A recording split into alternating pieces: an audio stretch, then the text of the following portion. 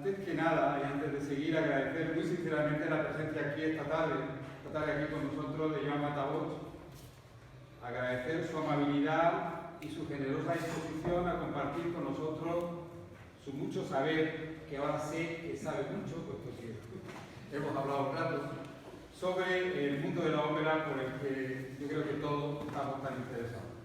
Agradecer igualmente a nuestros patrocinadores, como no, nuestros obligados, por el apoyo que nos dan para hacer posible este evento que es no solo esta conferencia, sino también el ciclo.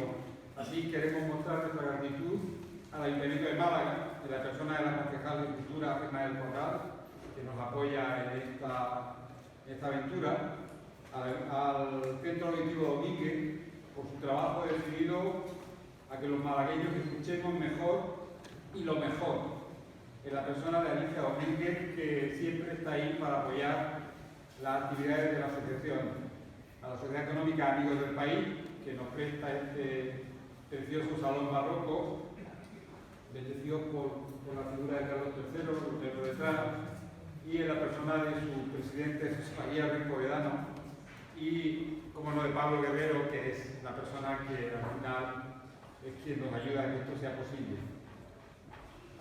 Recordar el precioso cartel que ha diseñado para este ciclo de conferencias Pepe Orzaba, al que público aquí queremos agradecer su trabajo.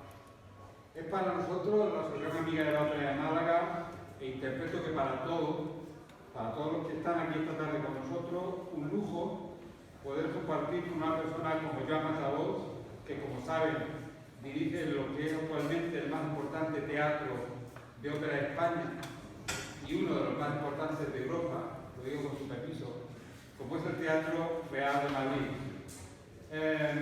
Lo que suponemos que no debe ser nada fácil sacar tiempo para escaparse a Málaga, y a pesar de todo ha querido estar esta tarde aquí con nosotros, lo que valoramos vivamente. Solo gastaré un minuto en dar algunas notas biográficas de Joan, que saqué por de la Enciclopedia Catalana, ¿sí? Y que fundamentalmente se refieren, yo creo, a su intensa y prolífica actividad profesional. Estudió Sociología en la Complutense de Madrid, Música, la carrera de piano, de canto y de armonía en el Conservatorio del Liceo, y Ciencias de la Información en la Autónoma de Barcelona, en la Universidad Autónoma de Barcelona. Inició su vinculación con el mundo de la lírica como crítico de ópera, de música, de teatro y de danza en diversas publicaciones, tanto nacionales como internacionales.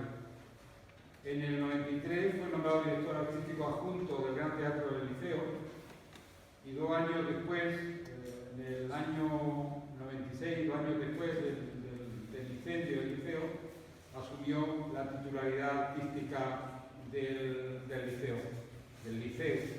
Ha sido el gran impulsor de la renovación vivida en el Liceo, tanto desde el punto de vista artístico como desde el punto de vista social.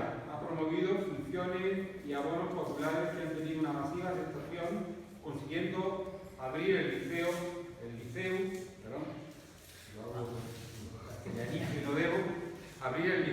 a un nuevo público con las actividades que ha podido organizar. Como director artístico del Gran Teatro del Liceo, ha sido a lo largo de los últimos 15 años el responsable de una programación artística, y durante su gestión ha favorecido la normalización en el repertorio del Liceo de los grandes compositores del siglo XX, además de potenciar la presencia no solo de los mejores cantantes, directores de orquesta y de escenas del circuito internacional, sino también ha estado preocupado por dar a conocer nuevas voces al lado de los ya consagrados y diversificar la oferta liceísta con un amplio abanico de actividades que, como decía antes, abriendo el teatro a nuevos públicos, incluso y especialmente al público infantil.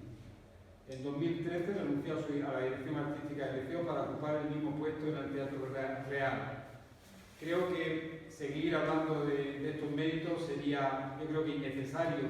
Creo que lo mejor sería acercarnos a su personalidad, comentando muy brevemente cuál es la programación que para la temporada 16-17 realizada en el Teatro Real. Yo creo que eso define como hombre de acción, de la ópera, como una persona valiente.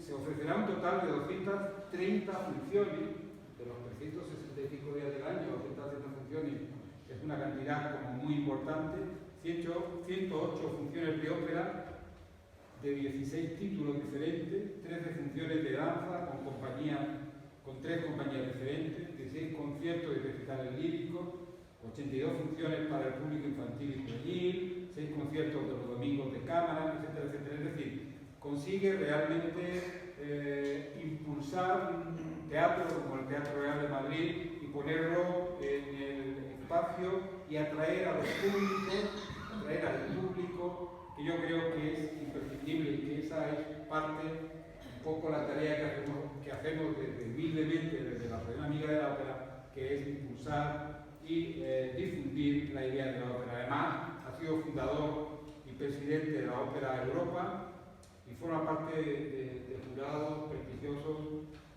de prestigiosos concursos internacionales musicales líricos. La verdad es que la temporada, visto el contenido de la temporada, aparte de la temporada del 16-17 del Real, aparte del repertorio tradicional, del telo, normas, etc., yo creo que hace apuestas importantes por obras del siglo XX, como El Gallo de Oro, Billy Wood, que hoy en un programa comentaba, de barroco, de Händel, y hay estrenos mundiales como el de La Ciudad de las Mentiras, de Elena Mendoza, creo que es, y como no, óperas de cámara como Displace, Play o algo así, y Le Maratandi, que es una de París. Creo que en definitiva, yo no debo hablar más, es una persona de reconocido prestigio, que tenemos la suerte de que esta tarde esté con todos nosotros y como hemos venido a escuchar de él, Joan, adelante, tuya la palabra. Muchas gracias, muchísimas gracias. ¿Eso funciona o no? ¿Funciona en cualquier video? Vale, pues muchísimas gracias, buenas tardes. Gracias Paco López, presidente de la Asociación Amiga de la Ópera de Málaga. Gracias a esta invitación a participar en este ciclo de conferencias. Gracias también a Pepe Marina, a Olga Gómez y a Juan Mapara de la Junta Directiva de la Asociación Amiga de la Ópera. Y gracias también, sobre todo, a alguien que me hace una ilusión que no os podéis imaginar que esté aquí, uno de los artistas más grandes y que más admiro de este mundo, Carlos Álvarez. Y vamos a empezar con un aplauso dirigido a Carlos Álvarez.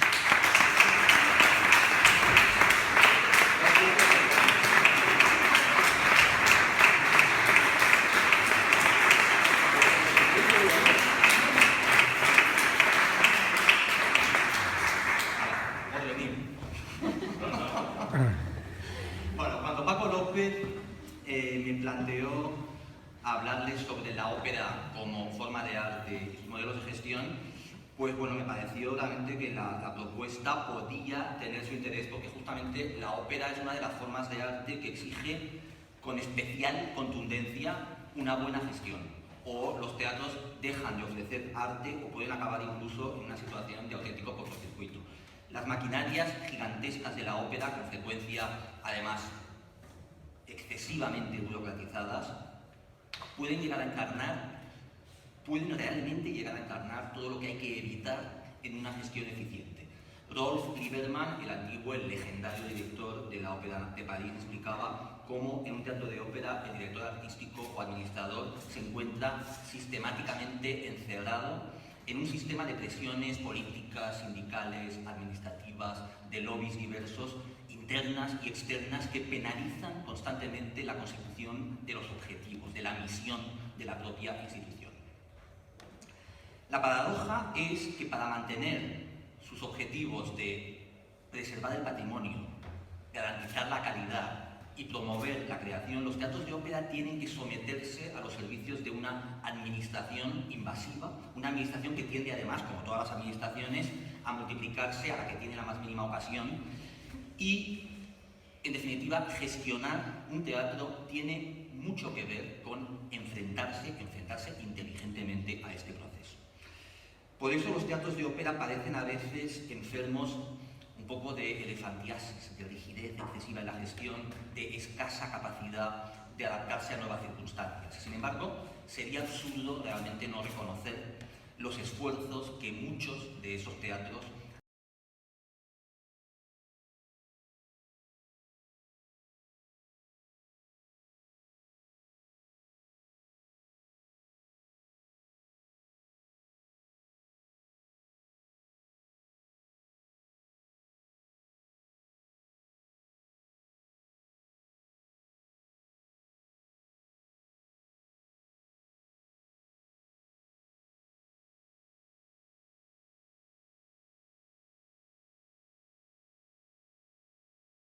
ha cambiado casi, me atrevería a decir que todo. Ha cambiado el estilo de las representaciones, la forma de prepararlas, la forma de ensayarlas, ha cambiado el management o la gestión de la ópera, ha cambiado la elaboración de los presupuestos de ingresos, el funding que dicen los anglosajones, ha cambiado la forma, ha cambiado los timings de las contrataciones de los artistas, ha cambiado la forma como esos artistas construyen y periodizan sus carreras, ha cambiado el propio concepto de Star System, ha cambiado el papel de los agentes intermediarios, ha cambiado la relación de la ópera con los modernos medios audiovisuales y ha cambiado completamente también la accesibilidad al género por parte de un público afortunadamente cada vez mayor y socialmente diverso.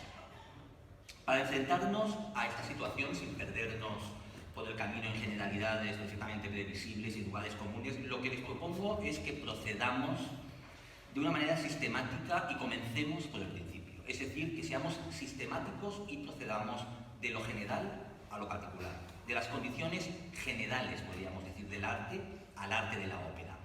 Y de ahí a los retos futuros del arte de la ópera centrado en la gestión, que es, evidentemente, uno de los retos precisamente más significativos. Primero, pues, ¿qué es la ópera? Y sobre todo, ¿cuál es la estructura de sentido de la ópera? Gerard Mortier hablaba con frecuencia de la dialéctica que se ha planteado en la historia de la ópera entre querer ser una forma de diversión o convertirse en un gran arte para enriquecer y producir algo parecido a lo que seguramente era la catarsis de la antigua tragedia griega. En sus propias palabras, entre un arte para entretener o un arte para comunicar, o incluso, si lo prefieren, entre un espectáculo y un arte. A menudo se identifica, consciente o inconscientemente, la ópera con un espectáculo, o más exactamente con solo un espectáculo, quizá especialmente brillante, quizá especialmente adictivo, pero un espectáculo al fin. Y la ópera es un espectáculo, pero ni es solo ni es sustancialmente un espectáculo. Para que me entiendan, también las farolas del mobiliario urbano embellecen nuestras calles, pero nadie aceptaría unas farolas por su elegancia si no cumplieran su función fundamental de iluminar. Por lo tanto, lo primero es ser conscientes de qué estamos hablando. Quizá hace falta una reflexión previa antes de entrar en materia. Nos podemos preguntar por qué hace falta reflexionar sobre qué es la ópera. A todos nos parece de entrada que ya sabemos que es una ópera, pero si entramos en detalle seguramente tendremos alguna sorpresa.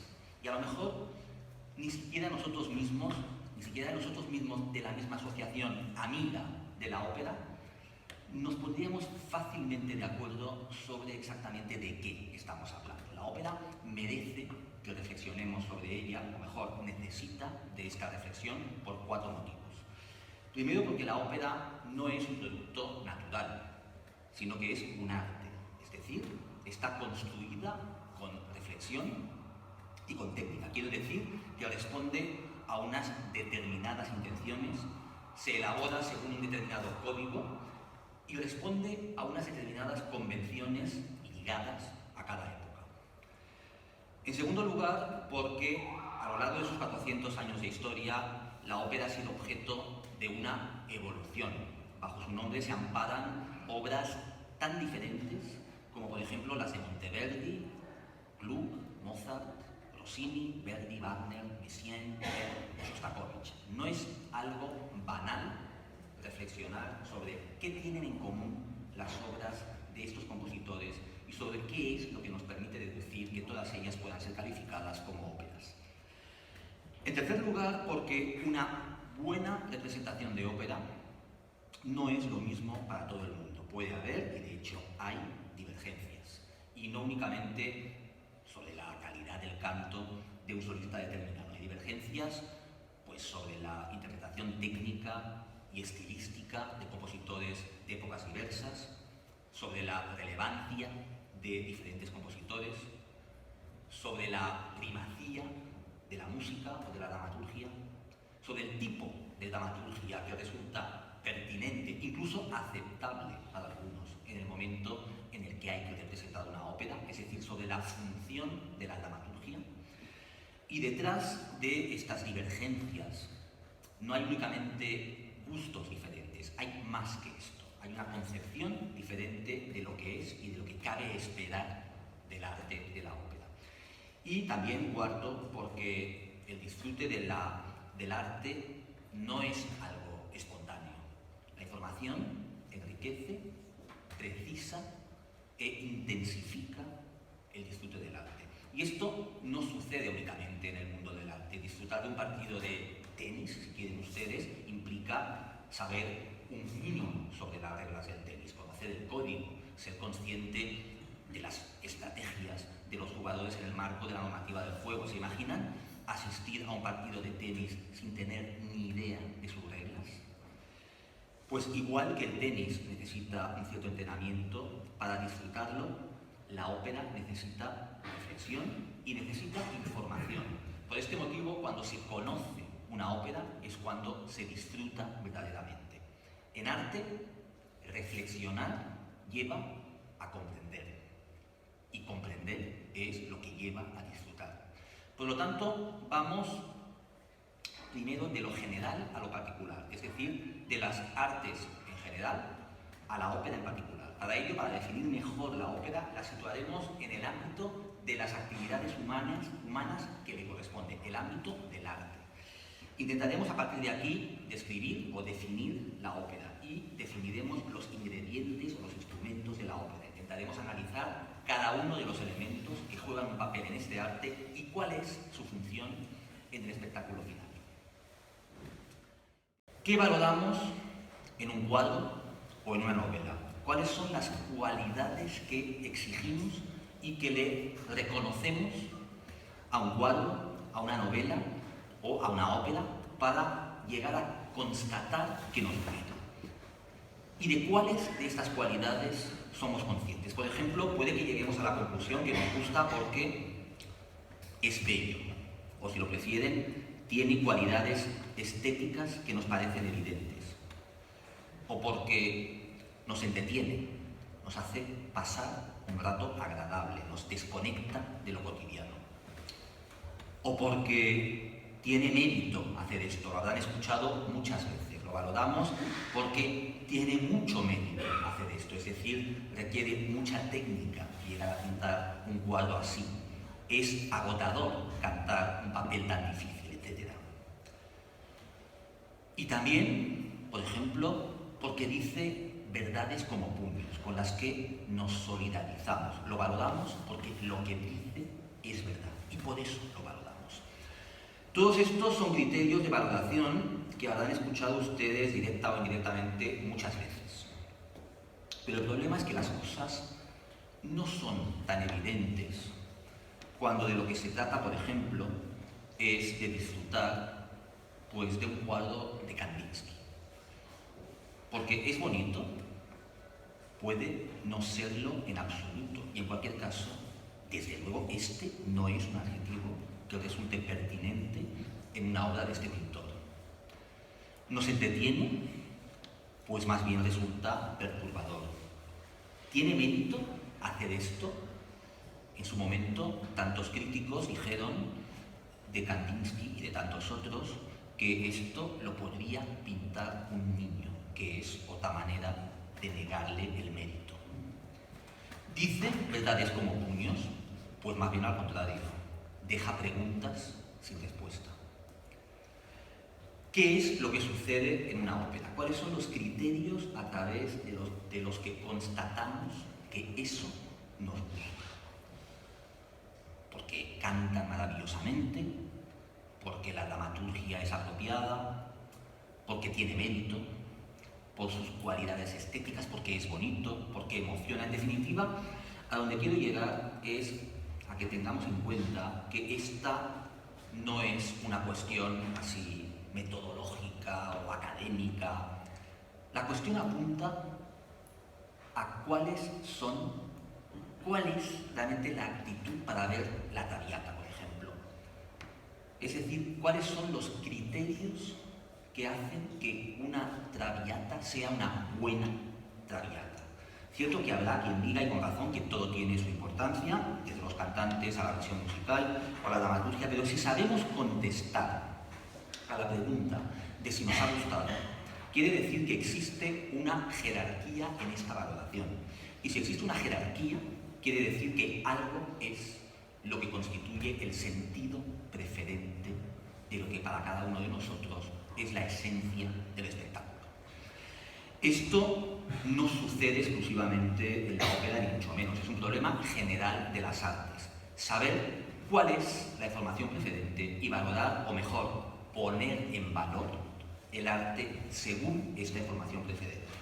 Para resolver esta cuestión, lo imprescindible es entender qué diferencia hay entre una información a secas y una información artística o una información dentro del ámbito del arte. Veamos esta distinción con un ejemplo literario. Escojo un texto de Isaías, un texto de la Biblia de Isaías, en que, dirigiéndose al pueblo de Israel, Isaías le dice: escondeos en el polvo.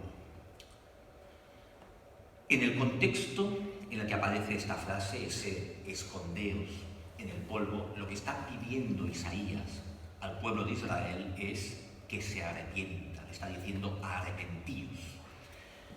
Pero ¿cuál es la diferencia de información que hay entre una expresión y la otra? ¿Y qué características del texto son las que hacen posible esta diferencia de información? Pues, en primer lugar, el uso de la lengua no es el habitual. La frase escondeos en el polvo nace de una especie de angustia para expresarse, para hacerse entender, para conmover. En segundo lugar, lo que dice explícitamente el texto de Isaías no es realista. No podemos escondernos en el polvo, por mucho que lo intentemos y por muy arrepentidos que estemos. En tercer lugar, la versión más literaria cuesta más de entender a la primera. Y esto provoca que nos detengamos en la forma. Y que una vez hayamos entendido de qué nos habla la forma literaria escogida, la saboreemos. Y si es pertinente lo que expresa, la saboreemos con placer. Es lo que Shklovsky llama mecanismo de la forma obstruyente del arte, que quiere decir transmitir la experiencia de una cosa como si se viese, pero no se reconociese. Es decir, se trata de dificultar el camino hacia lo que se denota para conseguir que la cosa se extrañe y que por consiguiente se reclame una percepción nueva de aquella cosa. Todas estas son ciertamente diferencias de información entre una expresión y otra, pero hay algo más. Hay algo más que es, de hecho, la diferencia clave, básica, definitiva, entre leer en el texto de Isaías arrepentíos y leer escondeos en el polvo. La diferencia es que arrepentíos es una orden clara, inequívoca y conceptual. En cambio, la frase escondeos en el polvo se añade la sensación desesperada y ridícula de lo que comporta ser invitado a refugiarse en el polvo, la vileza de la propia culpa. Se añade también la sensación de que el polvo sucio, el polvo que se filtra por todos lados, es el único lugar adecuado para la culpa. Y se añade la sensación amenazadora de un Dios que te puede descubrir, hagas lo que hagas, porque en el polvo, en cualquier caso, no te vas a poder esconder. Todo esto es así con dos efectos. De lo que estamos hablando ya no es del concepto arrepentirse, sino que estamos hablando de la experiencia del arrepentimiento. De lo que estamos hablando ya no es tanto de un hecho anecdótico relacionado con la religión judía, sino que nos adentramos en algo mucho más universal. Hablamos de la sensación de humillación y de vergüenza que conlleva el hecho de sentirse culpable. Nos adentramos en la sensación universal de lo que es la culpa. Podemos, creo ya, extrapolar lo que son las dos condiciones fundamentales del arte. Primero, la recurrencia, que todos los elementos de la forma coincidan en expresar un sentimiento preferente. Y segundo, la búsqueda de una forma nueva. La mera reiteración lleva a la pérdida de la expresividad. Un arte así puede ser complaciente y de fácil digestión, pero no es expresivo. A esto es a lo que se refiere Fokema cuando dice que dentro del arte la norma estética prevalente se viola necesariamente porque el valor estético no es un concepto estático, sino un proceso sometido a una evolución. En definitiva, porque en arte, y esa es una ley general de la estética, la alteración significa, mientras que la pura reiteración oscurece la obra. Esto sucede con el arte, con la publicidad e incluso con el lenguaje corriente. La metáfora, lo que años ha era la metáfora del ojo de buey para referirse a la ventana de un barco, ha acabado significando únicamente ventana de un barco, sin ninguna connotación más. Estas condiciones del arte tienen unos efectos. En primer lugar, sentimos, en el sentido de que se activa nuestra capacidad de sentir. El arte permite que contemplemos fuera de nosotros nuestra experiencia común, nuestros sentimientos, nuestras sensaciones, sentirse alegre, sentirse solo, sentir la libertad, sentir la sumisión, sentir el ridículo, sentir la vergüenza, el triunfo. En definitiva, sentimos. Y en segundo lugar, contemplamos la expresión. Experimentamos el placer de ver cómo se expresa en cada matiz de la forma toda la complejidad de aquel sentimiento. Regreso en este punto a nuestro texto de Isaías. Hemos visto cómo identificábamos un sentimiento. Ese sentimiento era arrepentidos o os debéis arrepentir. Y hemos visto también que en ese sentimiento no se expresaba una orden clara e inequívoca, sino que esto se expresaba mediante una forma nueva, ese escondeos en el polvo, que era capaz de añadir a ese sentimiento un conjunto de informaciones sensoriales, emocionales, intelectuales, y que ustedes capaces de convertir aquella información seca en una experiencia, en una vivencia de la imagen que evoca. Pues bien, en la ópera el texto tiene la función de identificar el sentimiento y la música es quien tiene la función de convertir ese sentimiento en una experiencia.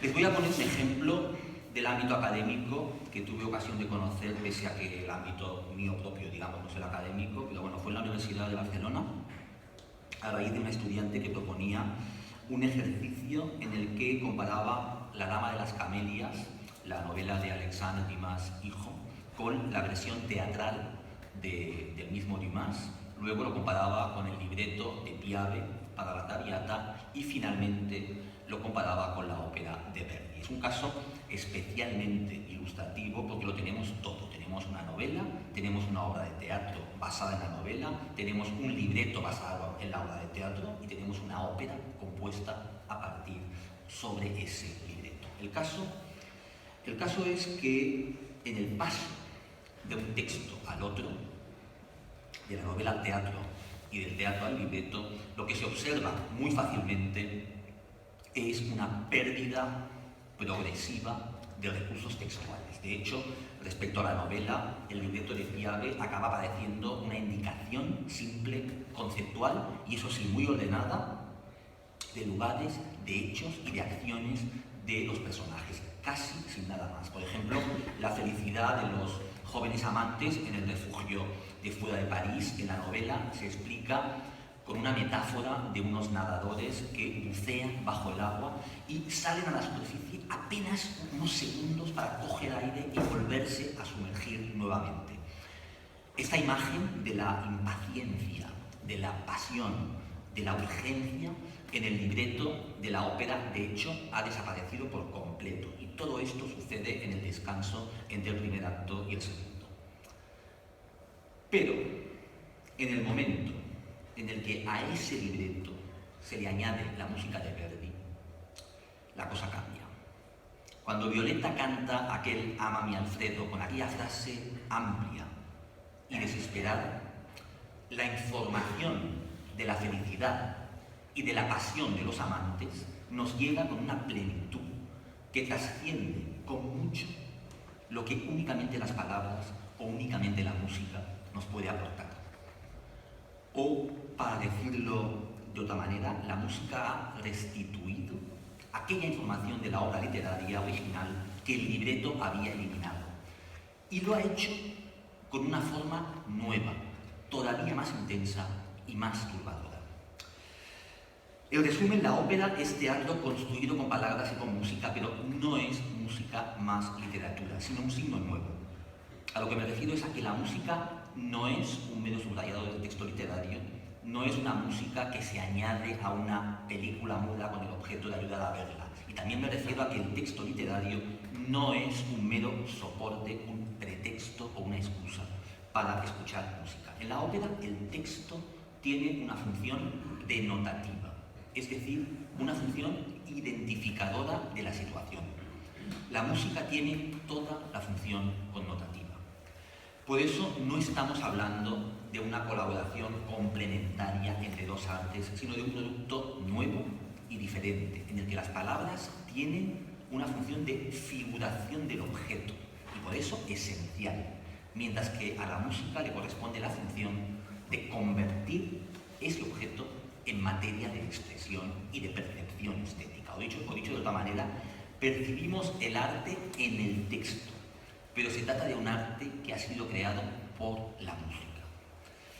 Es importante tener esas cosas claras, porque escucharán con frecuencia, hablando de ópera, cosas, iba a decir tonterías, del estilo de que los libretos de ópera son malos, o que no tienen calidad literaria y otras lindezas por el estilo. Evidentemente que hay libretos buenos y malos, como sucede con todo, pero lo que suele haber detrás de este tipo de afirmaciones es una flagrante incomprensión de lo que es la estructura de sentido de la ópera.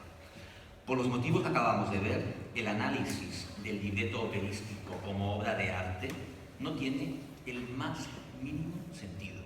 Simplemente no es pertinente, es un disparate. El texto es el recipiente que da forma al líquido, es decir, es fundamental. No podemos prescindir de él, pero no es el líquido mismo.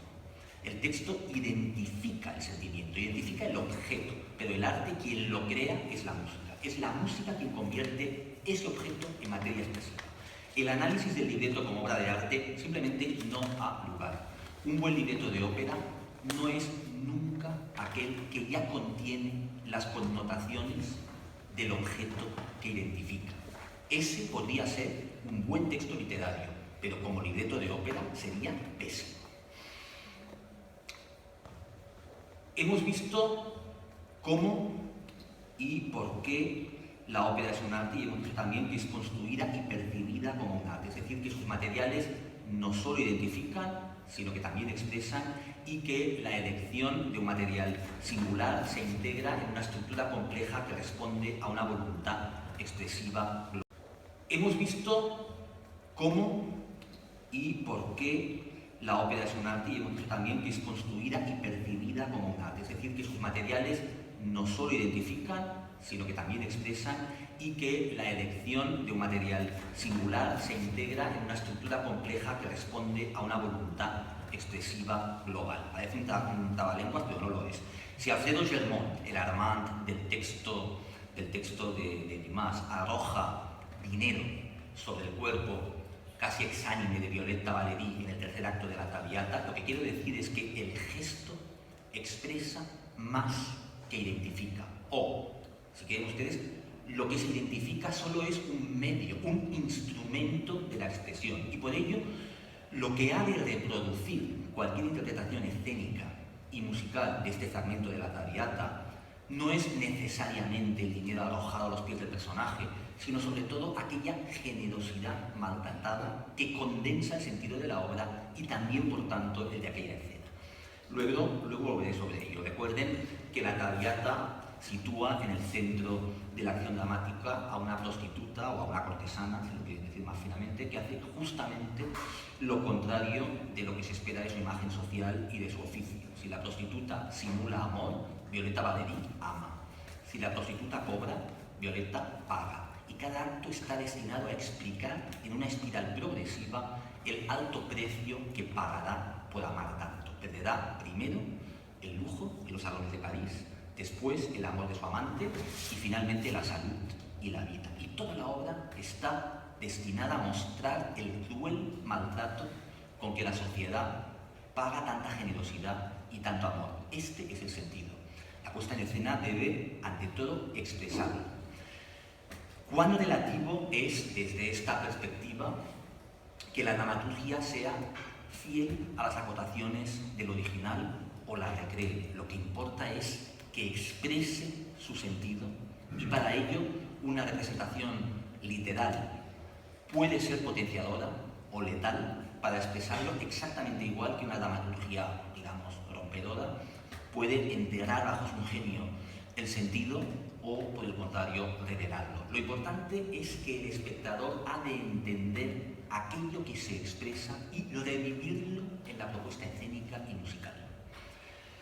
Pero hay más, porque en arte vivir el significado, un significado al que Dilthey y otros teóricos llaman vivencia, vivir el significado, es decir, disfrutar el arte, quiere decir reseguir este sentido en cada rincón formal del objeto artístico, al cual aporta matices y complejidad hasta constituir el significado completo. Esta proyección de nuestra propia experiencia en la forma del objeto artístico presupone tres cosas esenciales: información del código del que se ha servido el autor, identificación del sentido y, evidentemente, sensibilidad para revivirlo en cada matiz formal de la obra.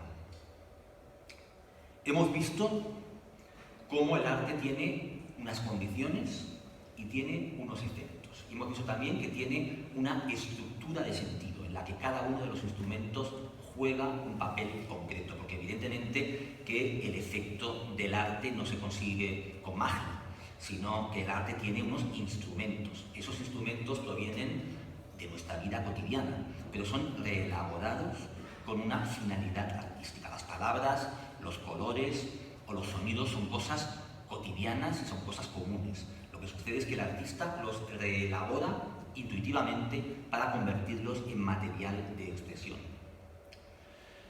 Las condiciones y los efectos son comunes al ámbito del arte y la ópera evidentemente los comparte con cualquier otro arte.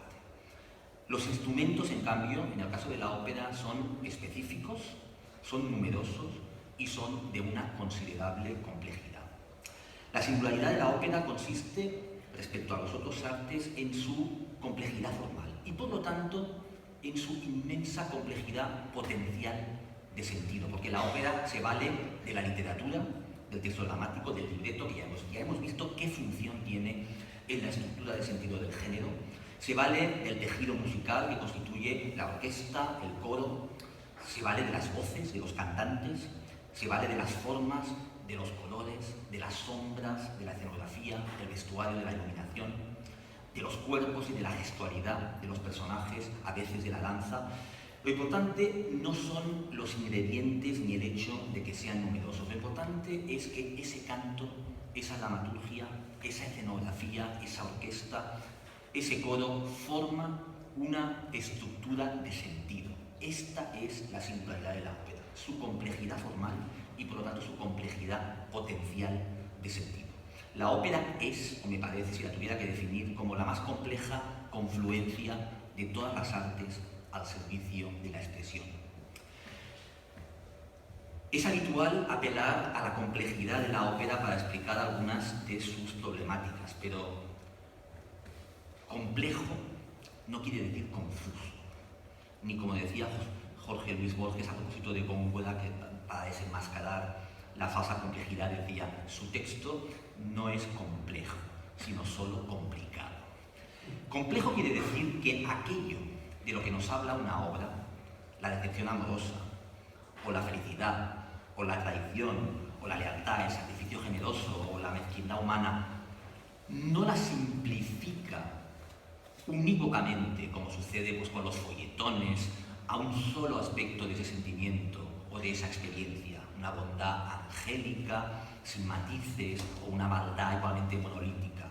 Es, como les digo, un sentimiento complejo, y esto hace que nosotros no solo podamos identificar ese sentimiento, sino que también podemos enriquecerlo. Eso sucede en la ópera, en el teatro y en cualquier otro arte. Pero con la ópera sucede desde luego que sus recursos específicos permiten expresar algo que es singular y que es excepcional. Siempre y cuando, evidentemente, no olvidemos para qué están estos recursos a nuestra disposición. Esta es una tentación muy grande. El canto, por ejemplo, puedes tener un atractivo tan seductor que puede convertirse para algunos en finalidad misma, ya no en ingrediente imprescindible para construir el producto. Es decir, el canto es imprescindible en la ópera, pero no es la ópera misma, es uno de sus ingredientes fundamentales que, como todos los otros, debe estar en función de una voluntad expresiva global. No es indiferente que estén cantando, porque como explica Julian Barnes en su último libro, En niveles de vida, que además sale muchísimo la ópera, y se lo aconsejo mucho, porque además sale mucho y de manera muy inteligente, habla del canto, y dice: la canción es un medio de comunicación más primario que la palabra hablada, a la vez más alto y profundo. Para Barnes, el argumento de una ópera tiene la función de liberar a los personajes lo más rápido posible para que puedan cantar sus emociones más hondas. La ópera, dice, va directo al grano, igual que la muerte. Es un arte en el cual la emoción virulenta, aplastante, histérica y destructiva es la norma. Un arte que busca, más obviamente que los demás, partirte el corazón. Hemos visto que la ópera es algo así como una especie de fitness center de las emociones, construido mediante una acción dramática y música. ¿Es pues la ópera música más teatro? Ciertamente es una estructura que diluye el interés de la vieja primacía del texto o de la música que ha acompañado tantas veces la historia del género. No insistiré en ello. Pero recordemos lo que les he comentado hace un momento. ¿Qué función tiene el texto y qué función tiene la música en ese objeto al que denominamos ópera? Y voy a contestar ahora la misma pregunta de antes, pero la voy a contestar de una forma diferente, pero lo voy a hacer para que vean que vamos a llegar de otra forma al mismo sitio.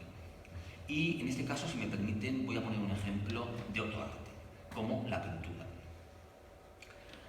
El interés de la obra de Cézanne no es, evidentemente, el hecho de que pinte manzanas, sino el cómo pinta esas manzanas. Lo cual quiere decir también que esta información, el cómo, no se puede percibir al margen de las manzanas que pinta. ¿Qué es lo que quiero decir? Pues que aunque la función del arte no sea sustancialmente referir cosas. Esa información específica solo se puede percibir en las cosas. O dicho de otra manera, el arte no habla de las cosas, sino en las cosas. Todos esos objetos radicalmente banales cobran una intensidad nueva a través de lo que Stefan Zweig llamaba una dinámica superior, a través de habla Stefan Zweig de una presión sanguínea mayor y tan intensa que ya no vemos en modo alguno lo trivial del objeto, sino el milagro de su intensificación. Pero todo eso lo vemos, y eso es importante, en el objeto. Sin objeto no hay arte, pero el objeto no es el arte. Lo repito, la función sustancial del arte no es referir cosas, pero la información específica del arte solo se puede percibir, referir en las cosas. Pues en ópera la figuración, las manzanas, la suministra el libreto, pero es la música la que convierte la alusión al objeto en una experiencia estética. Sin música deja de ser arte, sin libreto deja de ser ópera. Como ven, volvemos al mismo sitio. Pero hay algo más, porque en ópera, como la música y como el teatro, es un arte que necesita de la interpretación, es decir, es un arte que se realiza cuando se interpreta. El arte no es el objeto artístico en sí mismo, sino el arte es algo que se produce en el receptor cuando éste lo contempla. La sensación emocionante y compleja del arte solo se produce en la percepción. Sin percepción no hay arte que valga. Como dice Gadamer, Hamlet, antes de representarse, no está en ninguna parte. Hamlet solo existe cuando es representado. O dicho de otra forma, el mismo Hamlet, un Hamlet en sí, no se da nunca. Solo se da de una manera u otra en representaciones diferentes. Y esta afirmación del filósofo que en su día regeneró la hermenéutica me parece realmente es indisociable de lo que escribió Adorno en su filosofía de la nueva música, que decía que las formas de arte nos hablan con más exactitud sobre la historia de la humanidad que los documentos. Esto es así en la ópera, y no solo en la ópera, desde luego, porque los directores musicales y escénicos, los intérpretes, encuentran el código de su interpretación en su época. Y esto siempre es así, siempre. Incluso, y me atrevería a decir que sobre todo, cuando las óperas se quieren presentar con una voluntad de literalidad histórica. Cuando un director de orquesta quiere reencontrar un determinado sonido en una obra del siglo XVII, por ejemplo XVIII, lo que propone no es una operación de arqueología purista, que solo tendría interés para unos cuantos eruditos, sino que lo que intenta es reconstruir para el espectador actual un sonido o un diálogo entre la voz y la orquesta que tal vez sería imposible de lograr con los instrumentos actuales o con instrumentos tocados a la manera romántica. Lo que tiene valor no es que la propuesta se ajuste a cómo se hacía en la época, a partir de lo imposible de asegurar cómo se hacía en la época, ni tampoco que se tomen decisiones de gran ortodoxia historicista. Lo que tiene valor en esta operación es que permite crear un código, a veces incluso resucitar un código. Ese código nuevo de relaciones entre palabras y música se inspira desde luego en lo que se hacía en la época, que es cuando ese código estaba vigente y resultaba comprensible y resultaba compartido. Al crearse o recrearse ese código, nos acercamos al lenguaje con el que nos habla la obra y de hecho a su estructura de sentido. Esto no es en esencia diferente de lo que hace el director de escena. También él tiene que saber que el objetivo final es la expresión, es decir, que los materiales que integran la obra no solo identifican cosas, sino que sobre todo expresan cosas. O dicho de otra forma, que su razón de ser es expresar un sentido. Volviendo al mismo ejemplo, cuando Alfredo Germont tira un montón de billetes sobre la pobre Violeta Valeria en la Traviata, el gesto expresa mucho más que identifica. Es decir, lo que se identifica, el gesto literal del personaje, solo es un medio, un instrumento de la expresión. Lo que ha de reproducir cualquier interpretación escénica y musical de la Traviata no es necesariamente un gesto que hemos visto muchas veces y que a base de verlo ya sea ritualizado, ya puede incluso haber perdido capacidad expresiva, sino lo que ese gesto expresa. Eso es esencial. No se trata de si el gesto reproduce literalmente o no el lanzamiento de billetes que señala el libreto, sino de si el gesto expresa la esencia temática de la obra de Verdi. La obra no pide que se lancen billetes, sino que sintamos en carne propia que la generosidad de Violeta es maltratada injustamente por la hipocresía del medio social en el que vive y que la utiliza como un objeto de lujo. Para eso hay que entender que las obras de arte expresan experiencias humanas, no meras anécdotas humanas. Por eso tienen un valor universal, por esto hablamos de clásicos y por eso son obras de arte. Es decir, hay que entender y hay que hacer entender también a ese público operístico, a veces extremadamente familiarizado con el repertorio, que ha hecho suyo como una posesión. Hay que hacerle entender, repito, que ir a una representación de la Traviata no es una ocasión para escuchar estupendas melodías de hoy y de siempre, interpretadas con más o menos acierto por los cantantes según las propias referencias mitificadas del pasado. Lo que proponemos al público no es que escuche melodías que conoce, de hecho, que reconoce, ni que asista a las grandes proezas de los cantantes, sino que el motivo por el que sigue teniendo sentido proponer la obra es porque habla de nosotros mismos, porque expresa lo que somos y lo que sentimos, y por eso nos podemos reconocer en ella. Y además expresa esa experiencia con una complejidad nueva. El arte es arte porque nos habla sobre nosotros mismos, porque nos expresa. Cuando Hegel decía en sus lecciones de estética que el arte pone delante del hombre lo que el hombre es, se refiere a esto. ¿Qué quiere decir eso de que el arte nos expresa y habla de nosotros mismos? Pues quiere decir que en arte uno tiene que atreverse a sentir. Como decía Martha Graham, la gran coreógrafa americana, tienes que permitirte sentir, tienes que permitirte ser vulnerable. El teatro tiene que fomentarlo e invitar a hacer lo posible. Lo explicaba muy bien esto, por cierto, Luciano Pavarotti en su autobiografía, cuando escribía que la ópera tiene el gran poder de provocar emociones, pero que de alguna manera esas emociones se tienen que encontrar previamente en el público. Decía Pavarotti que esta capacidad de emocionar tiene que encontrarse en el público en estadio potencial y que la representación hará de catalizador y provocará que este potencial se materialice en una emoción concreta. Desde luego que Pavarotti, evidentemente, como podéis imaginar, explica a su manera, pero la verdad es que lo explica con una maravillosa intuición y clarividencia. Te emocionas, nos viene a decir, porque pones algo de tu parte. Y así es, en arte únicamente vas a poder recoger lo que estés dispuesto a poner de tu parte. Creo que el tema está suficientemente centrado y ya es el momento de pasar al segundo capítulo de los modelos de gestión de la ópera y qué cambios han experimentado. Puede ser realmente muy ilustrativo de lo que nos puede deparar el futuro de la ópera a este nivel. Entre las similitudes,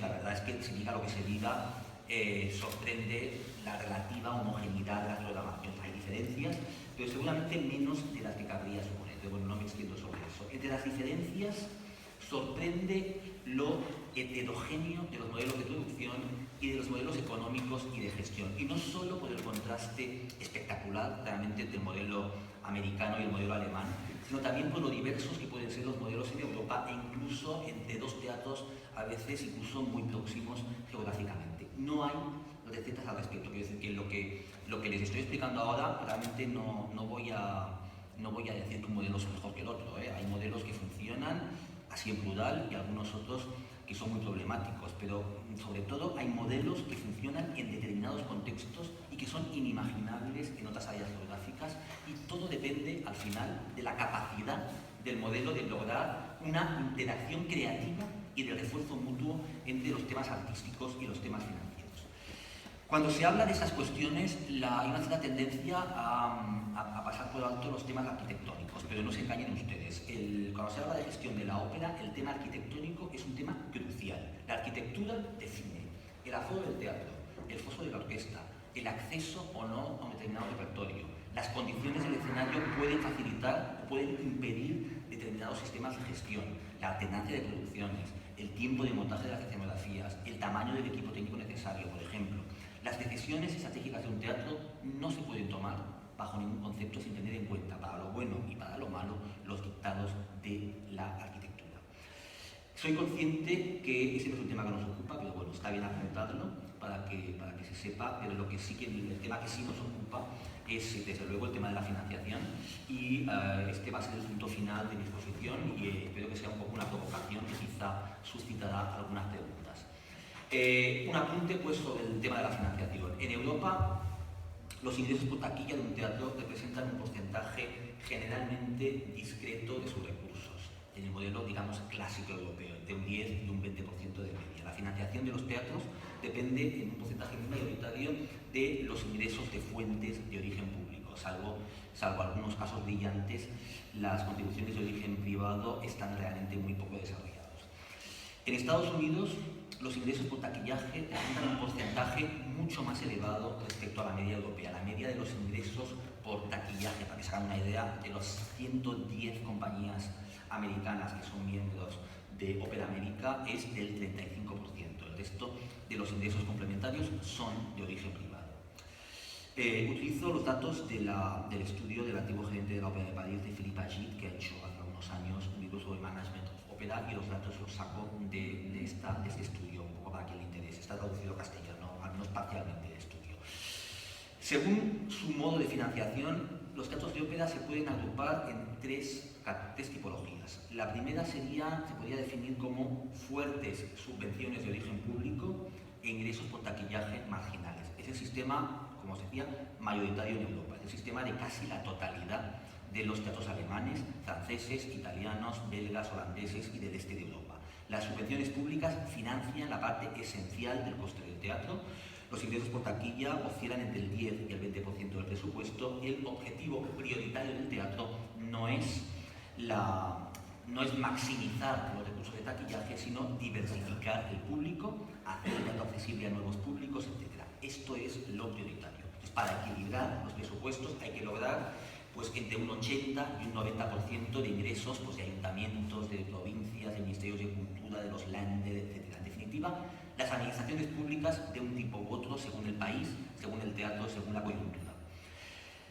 El segundo modelo se podría llamar equilibrio entre taquillaje y donaciones, es decir, contribuciones de origen privado. Es el modelo americano, es el modelo prevalente en Estados Unidos. La media, para que se hagan una idea, la media de los ingresos por taquillaje de las 110 compañías que son miembros de Opera Europa es del 35%. Recordemos que en Europa era entre el 10 y el 20%. El 50% y el 60% en el caso de Dallas y San Francisco provienen de fuentes de origen privadas y toman la forma de lo que llaman ellos grants o contributions, que gozan evidentemente de modalidades de deducciones fiscales muy favorables y muy incentivadoras para los donantes. Pueden ser contribuciones particulares, los individuals, pueden ser a través de sociedades, los corporate, puede ser a través de fundaciones de empresas y puede ser a través de trusts o de fundaciones que gestionan patrimonios familiares. El resto del presupuesto, es un 15% restante, se cubre con lo que se suele denominar los Sponsored and Special Events.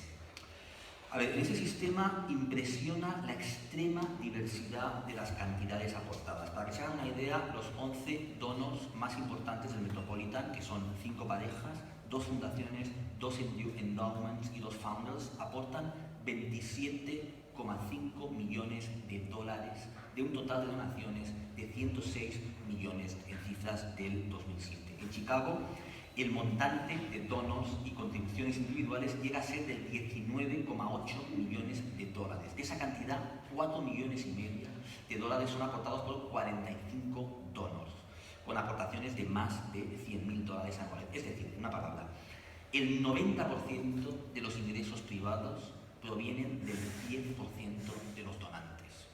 Muy espectacular. Bueno, como pueden ver, la oposición entre los modelos europeo y americano es casi absoluta. Y eso sería así si no hubiera un número reducido de países europeos que ha logrado situarse en medio y equilibrar de una forma diferente esas tres fuentes de ingresos: subvenciones, donaciones privadas y taquillaje. Llamaremos a este caso modelo mixto europeo, aunque no afecta únicamente a Europa. Algunas instituciones, por ejemplo, de Canadá, entrarían de pleno en ese caso. ¿Cuál es ese modelo mixto? Pues las subvenciones públicas oscilan entre el 55% del presupuesto, en el caso de la Ópera de París, y el 30% en el caso de la Royal Opera House, Covent Garden y el Teatro Real. La financiación privada oscila entre el 10 y el 30%, y el taquillaje oscila entre el 25 y el 40% de los recursos totales. ¿Cuáles son los teatros de este modelo mixto?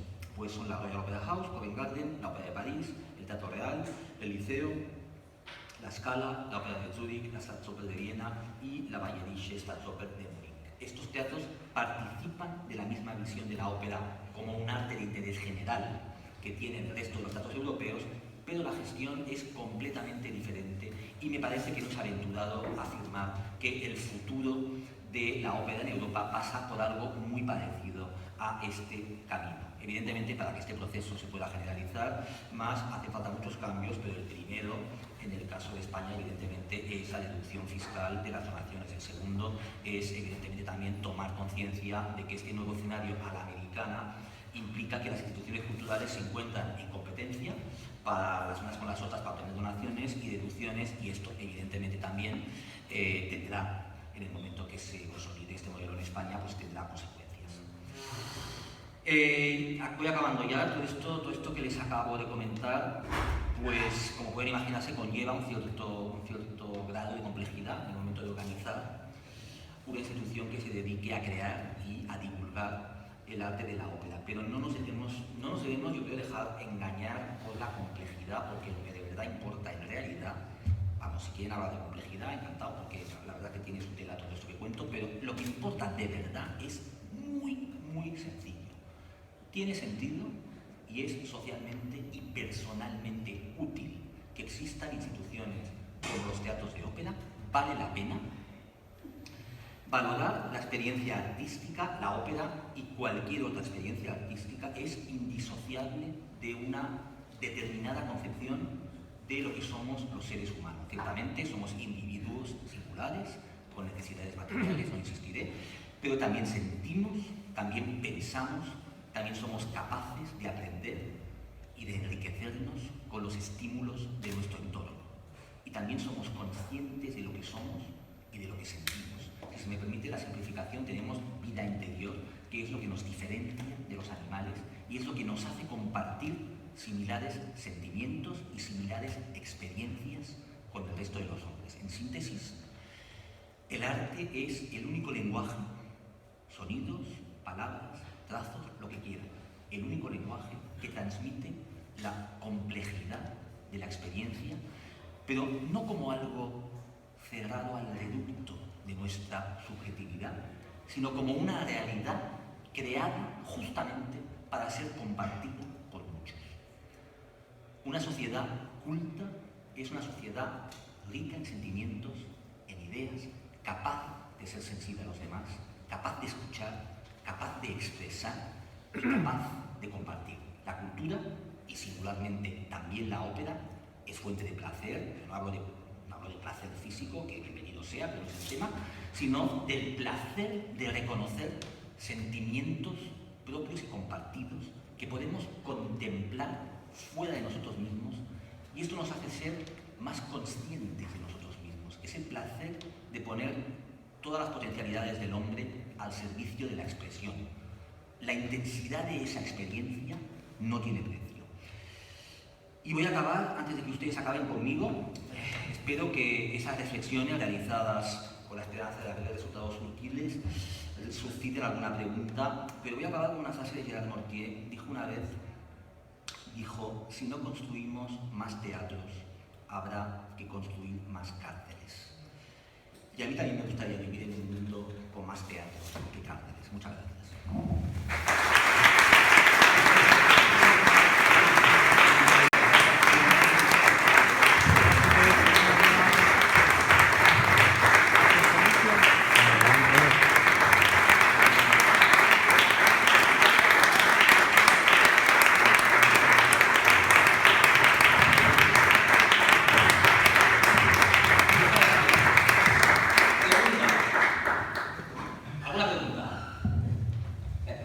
Una muy concreta y muy breve. Tengo la suerte, la fortuna, entre comillas, de vez en cuando poder asistir al Teatro Real. Este año ya he ido 3 veces y próximamente iré a Moisés y Aro, lo cual me produce una satisfacción personal enorme, solo que la economía no da para mucho. Entonces veo como los libretos, el libro de mano, Luz, ¿le puedes enseñar el de Parsifal? Es fantástico, pero cada vez más breve, más pequeño, más conciso y con menos literatura para entenderlo. Tanto cuesta hacer un libro que el abonado o el asistente paga gustosamente en la tienda, a la entrada o donde sea. Pues es un debate interesante, la verdad es que es un tema que está encima de la mesa. De Teatro Real antiguamente tenía programas de mano de pago, estoy hablando de los primeros 10 años de la nueva etapa, digamos, del Teatro Real, y en un momento dado se tomó la decisión, yo que comparto con usted que es una decisión muy discutible, de pasar a regalar, es decir, no pagar ya los programas de mano, pero convertirlos en algo mucho más simplificado. Esa decisión, claro, un poco lo que dice usted, implica que lo que antes era un libro, prácticamente cada programa de mano pues tenía realmente un contenido enorme, ha pasado a ser algo pues mucho más escueto, hay únicamente un artículo o 2, y realmente es una cosa mucho más simplificada, pero eso sí, gratis. La decisión de volver otra vez a construir, a editar un programa de mano de pago, habiendo uno, estando la gente acostumbrada a uno gratis y así de nosotros siendo los precios no precisamente, digamos, muy bajos, pues es una decisión que hay que pensársela un poco. Hay que pensársela un poco. Entonces yo tengo la sensación de que en el momento en el que el Teatro Real, yo tengo la sensación que en esos momentos pasar a un programa en el que lo que da gratis de repente se paga, probablemente es una decisión arriesgada, estando muy de acuerdo un poco con lo que usted comenta, pero creo que realmente sería probablemente leído de una forma muy poco, con muchos, no sería muy bien leída por una parte del propio público del Teatro Real. En el momento en el que el Teatro Real se pueda permitir algún tipo de reestructuración de sus precios a la baja, este es el momento de decir, los bajamos un poco, pero ahora hay que pagar el programa. Pero realmente estamos esperando el momento en el que se pueda un poco reestudiar este tema, pero no creando damnificados innecesariamente. Porque realmente los productos, que seguramente aquí el problema es haber en un momento dado tomado la decisión de que este producto sea gratis, cuando ciertamente, como dice usted, en casi todos los teatros el programa de mano, pues bueno, se paga 5 euros o 10 euros, pero realmente es un producto de pago y sí es un producto más sustancial. De todas formas, eso se lo compara usted con el programa de mano real de hace pues no sé, 7 o 8 años.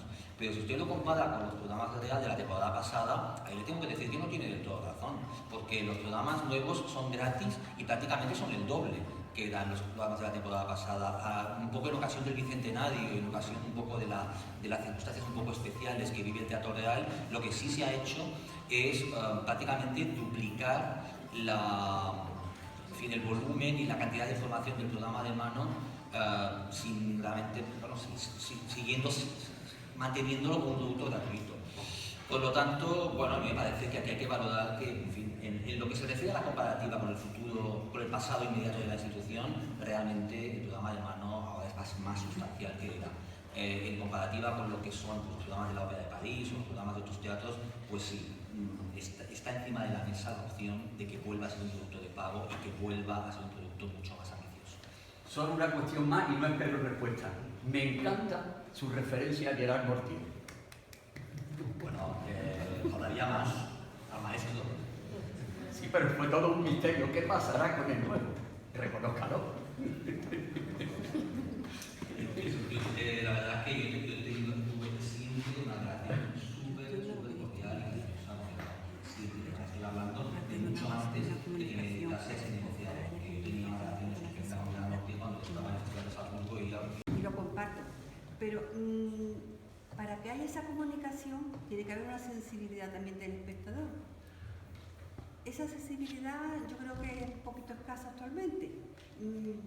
Yo me gustaría si usted sabe si hay algún plan, algo de que haya una enseñanza en la escuela, algo que haga un poco fomentar de que los niños el día de mañana puedan conocer mejor el arte. Me temo que es un tema que, al menos parcialmente, escapa un poco a las competencias de la mesa, desgraciadamente. Pero yo creo que tienes toda la razón. Y además, aquí lo que no quiero yo es barrer para afuera, que me parece que ese es un problema enorme, es un problema de la educación en este país. Pero también creo que los teatros no pueden lavarse las manos sobre eso. Es decir, los teatros tienen la responsabilidad de dedicar el máximo de esfuerzos a intentar lograr que los jóvenes, los niños, los adolescentes desarrollen esa sensibilidad dentro de las posibilidades que da la programación de un teatro. Y de hecho, en el Teatro Real, por ejemplo, la programación pedagógica es una parte estructural fundamental del teatro. Es cierto que la gente, que los medios de comunicación prestan más atención cuando hay cualquier anécdota que tenga que ver con un estreno mundial o con una producción nueva, con algo polémico, con un cantante excepcional, pero lo que es muy cierto es que si uno se mira el avance del Teatro Real, hay prácticamente el mismo número de representaciones para niños y para escolares y para familias que para adultos, prácticamente el mismo. Es casi la misma cantidad de funciones y por lo tanto es un poco, en fin, eso ejemplifica, me parece a mí muy bien, que estamos hablando de un proyecto que es nuclear dentro de la institución. Luego también, evidentemente, las facilidades de acceso a las representaciones, a mí me parece que ahí también el Teatro Real hay que decir que hace un esfuerzo enorme, porque a pesar de que las entradas, pues evidentemente, pues tienen el precio que tienen que tener en un teatro que tiene solo menos realmente de un 30% de subvenciones públicas. Les comentaba hace un momento que el Teatro Centro Europeo no baja del 80 y la mayoría están alrededor de los 90. Entonces, claro, pues lo que falta por un lado hay que pagarlo por el otro. Esto aquí milagros, aquí mira cómo hace nadie. Quiero decir, con una estructura de ingresos es 30% de subvenciones, 30% de patrocinio privado, 30% de taquillaje, un 10% de alquiler de salas, pues la ecuación, las consecuencias que esto tiene en una serie de factores, entre los cuales el precio de las entradas es muy diferente a cuando un teatro tiene un 80% de subvenciones, un 5%, un 7% de venta de entradas, que esto quiere decir que pueden ser conscientes exactamente de cuáles son las consecuencias de cada una de estas ideas para llegar a lograr un equilibrio que permita que las ideas no solo sean buenas, esperemos que sean buenas, sino que además sean realizables y sean... El problema en el mundo de la ópera es que el mundo de la ópera, y sobre todo el modelo tipo un poco los teatros del sur de Europa, tipo Teatro Real o tipo Liceo, son modelos que funcionan muy bien siempre y cuando, porque funcionan con mucho menos gasto fijo de lo que son los teatros del repertorio centroeuropeos, pero tienen el gran problema de que necesitan unas planificaciones muy a medio y largo plazo. Son teatros que lo tienes todo externalizado prácticamente, en algunos casos no la orquesta y el coro, pero tienes prácticamente los talleres están externalizados, los cantantes están contratados estrictamente para el proyecto, no son cantantes que tienen un contrato con el teatro fijo, sino que están contratados estrictamente para los pedidos en los que el teatro los necesita. Por lo tanto, es mucho más flexible que los teatros centroeuropeos, que tienen un poco todo el gasto fijo de la institución, pero tienen el gran problema de que necesitas programar con mucho tiempo, porque si tú quieres tener un calendario de 2 meses o 2 meses y medio de un artista internacional tipo Carlos Álvarez, por ejemplo, ya que no nos escucha en estos momentos, pues evidentemente o eso se lo pides 3 o 4 años antes, o eso no va a pasar, no va a estar libre. Hombre, si lo quieres para tener para un concierto 3 días, pues a lo mejor es la casualidad que se puede encajar entre los proyectos. Pero si quieres hacer un proyecto operístico en serio, quiere decir ensayando una producción un mes y pico, y haciendo toda una tanda de funciones, pues esto hay que vérselas venir. Tienes realmente que tener un margen para poder programar y para poder construir el producto realmente a 3-4 años. ¿Qué pasa? Que normalmente los recortes de presupuesto que necesitan los políticos para pagar los presupuestos, etcétera, esto no es de aquí a 4 años, es de aquí al mes que viene. Normalmente es de aquí a lo que ya ha pasado. Entonces, claro, esto es absolutamente incompatible con la forma de funcionar de la ópera y sobre todo con la forma de funcionar de un teatro que justamente tiene como gran ventaja su gran flexibilidad, pero como gran inconveniente que tiene necesariamente que programar realmente con mucho rigor. Entonces, en un teatro de ópera tú puedes, un teatro de ópera es como un gran transatlántico que tú puedes perfectamente redireccionarlo completamente, puedes cambiarlo de arriba abajo, pero tienes que hacerlo. Esto va a ser en 3-4 años, no va a ser de hoy al mes que viene. Esto es imposible, imposible. Son instituciones que este tipo de agilidad no la tienen.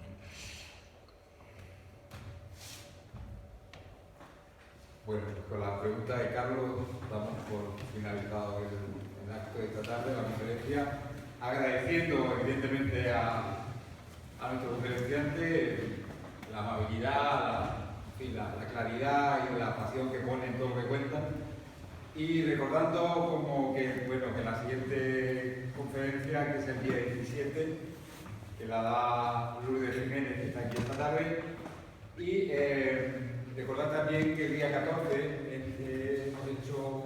vamos a hacer la asociación, vamos a hacer un pequeño evento aquí en la Sociedad Económica de un pequeño recital de áreas de ópera muy conocidas, muy sencillitas, a cargo de alumnos y alumnas del conservatorio de canto del Conservatorio Superior de Málaga. De manera que les emplazo también para que el día 14 a las 8:30 el primer pase y a las 11 el segundo estén con nosotros y disfruten un rato de otra visión de la ópera, los sentimientos. Muchas gracias.